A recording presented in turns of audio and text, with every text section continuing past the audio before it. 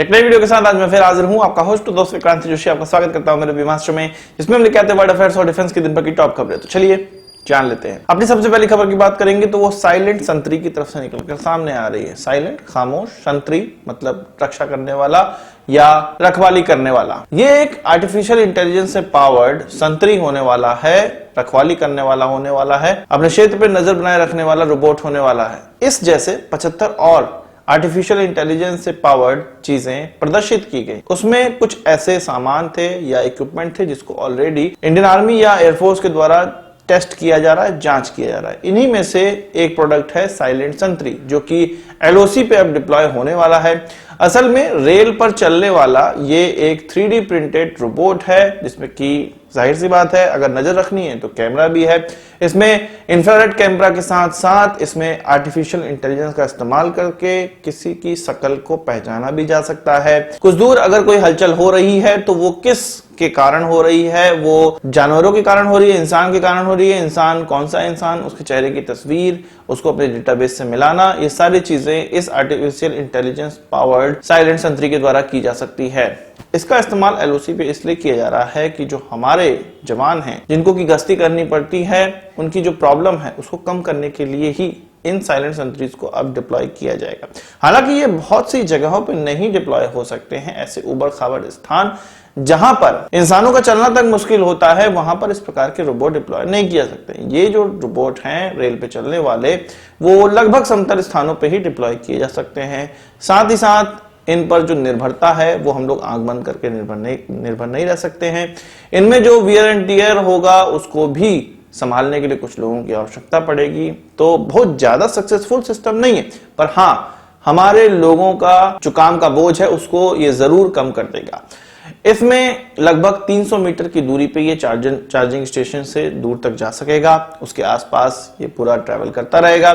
असल में इसकी पूरी एक फैमिली है, कुछ 5 से 6 रोबोट्स की एक फैमिली होगी, जो कि जब उनमें से कोई रोबोट डिस्चार्ज हो जाएगा तो वो चार्जिंग स्टेशन पर पहुंच जाएगा खुद ब खुद उसी रेल पर लगे हुए, और उसका स्थान किसी दूसरे रोबोट के द्वारा ले लिया जाएगा। कुछ क्षेत्र को इन 5-6 रोबोट्स के द्वारा सुरक्षित किया जाएगा या उस पर नजर रखी जाएगी। अगर कोई गड़बड़ चीज ये देखेंगे तो उसको 4 से 5 किलोमीटर या 10 किलोमीटर दूर एक रिसीवर तक भेज दिया जाएगा, जिस पर की निगरानी रखेंगे हमारे जवान, और फिर उसके अकॉर्डिंग हमारे जवानों के द्वारा एक्शन लिया जाएगा। तो ये तो हो गया साइलेंट संतरी।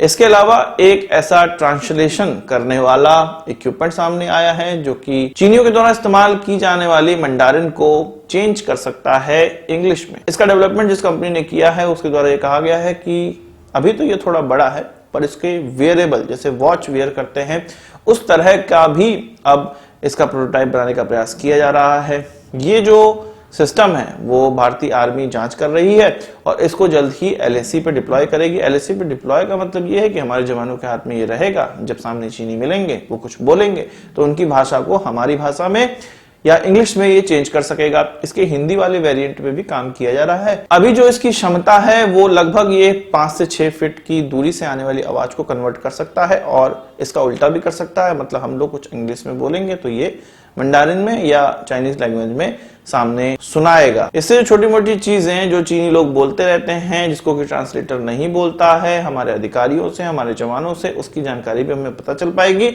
उनकी मंशा क्या है वो रियल टाइम में हमें पता चल पाएगा। इसके लिए कोई भी इंटरनेट की आवश्यकता नहीं है। ये आर्टिफिशियल इंटेलिजेंस पावर्ड है, इसलिए ये रियल टाइम में कन्वर्जन करेगा भाषा का, और साथ ही साथ इंटरनेट की आवश्यकता भी नहीं पड़ेगी। अब बात कर लेते हैं पाकिस्तान के एक जर्नलिस्ट की, नुसरत मिर्जा की, जिसने कि ये दावा किया है यूट्यूब वीडियो में, ये दावा किया है एक इंटरव्यू में कि 2005 से लेकर 2011 के बीच में उसने भारत के कुछ 7 शहरों का दौरा किया और उनसे रिलेटेड खुफिया जानकारी आईएसआई तक पहुंचाई। यानी कि एक जर्नलिस्ट भारत में आया स्पाई बन के। एक्चुअल में ये 2005 से लेकर 2011 के बीच में अलग अलग सेमिनार्स में भारत की यात्रा किया हुआ है। ये कहा जाता है कि कोई भी पाकिस्तानी को भारत के 3 सिटीज से ज्यादा के दौरा करने का वीजा प्राप्त नहीं होता है, पर इस व्यक्ति को 7 सिटीज का दौरा करने का वीजा प्राप्त हुआ, जहां से इसने खुफिया जानकारी प्राप्त की और उसको आईएसआई को ट्रांसफर कर दिया जब ये पाकिस्तान वापस पहुंचा।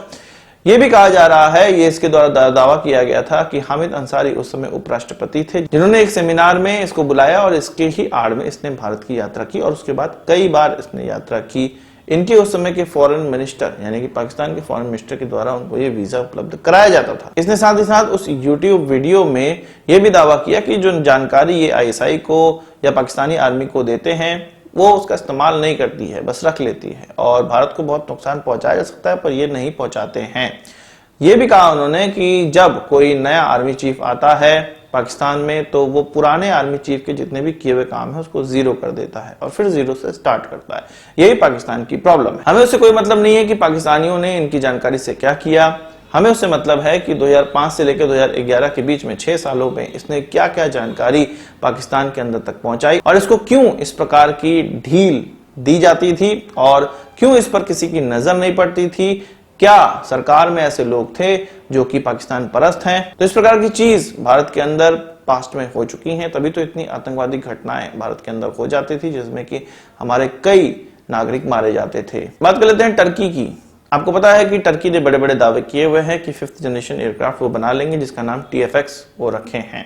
इसके लिए अभी तक इंजन उनके पास था नहीं। अभी तक वो ये सोच रहे थे कि बस 1-2 साल में हम किसी तरह से एयरक्राफ्ट बना लेंगे, पर अब उनको ख्याल आया है कि अभी तो इसमें इंजन भी लगना है। उसके लिए उन्होंने एक कंपटीशन लॉन्च किया है। कंपटीशन में 3 कंपनियों के भाग लेने की संभावना है जिसमें कि 2 ने ऑलरेडी RFP का जवाब दे दिया है, जिसमें कि एक कंपनी टर्किश इंजन मेकर है जिसका नाम टुसास इंजन इंडस्ट्रीज है, दूसरा TR मोटर्स है। इसके अलावा एक कंपनी ऐसी है जो कि British engine maker Rolls Royce और टर्किश इंडस्ट्रियल समूह काले ग्रुप की एक पार्टनरशिप में बनी हुई है जिसको कि TAEC कहा जाता है। इसके द्वारा अभी RFP का जवाब नहीं दिया है। इसमें 51% जो शेयर है वो काले ग्रुप का ही है। टर्की ने RFP के जवाब देने के लिए मुख्यतः 4 प्रकार की शर्तें रखी हैं। उन्होंने कहा है कि इंजन का निर्माण टर्की में ही होना चाहिए, इस इंजन की जो इंटेलेक्चुअल प्रॉपर्टी है वो टर्की के पास ही रहनी चाहिए, एक्सपोर्ट पर कोई भी बैन नहीं होना चाहिए और कॉस्ट इफेक्टिवनेस होनी चाहिए, कम दाम में ये बनने वाला होना चाहिए। तो मुझे लगता है कि ये जो तीसरी कंपनी है जो कि रोल्स रॉयस का जॉइंट वेंचर करवाया गया है तो हो सकता है कि इसी कंपनी को कॉन्ट्रैक्ट जाए। अब ये देखना है कि किस प्रकार का इंजन डेवलप होता है। बात करते हैं तालिबान की। तालिबान की कतर के साथ मित्रता जग जाहिर है और कई बार हम लोगों ने मुलाकात दोहा में देखी है, वो विश्वास पात्र मित्र हैं उनके। तो अब तालिबान और कतर के बीच में एक पैक्ट साइन होने वाला है।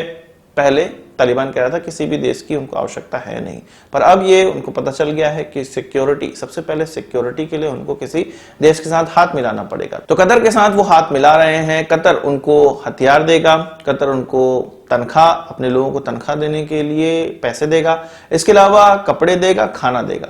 मतलब उनकी आर्मी को एक तरह से गोद ले रहा है। तालिबान की डिफेंस मिनिस्ट्री के द्वारा इस पैक्ट को देखा जा रहा है कि उनके पक्ष में है या नहीं। वहीं टर्की ये चाहता है कि जल्द से जल्द ये पैक्ट साइन हो जाए। तो आज की इस वीडियो के लिए बस इतना ही। आशा करता हूं आपको वीडियो पसंद आया होगा, आप इसको एक बड़ा थम्स अप जरूर देंगे। इस वीडियो से मुझे सवाल सुझाव हो कमेंट बॉक्स में जरूर लाइएगा और यदि आपने हमारा चैनल सब्सक्राइब नहीं किया उसे भी कर लीजिए क्योंकि हम इस प्रकार की वीडियो लाते रहते हैं। नमस्कार, थैंक यू, जय हिंद।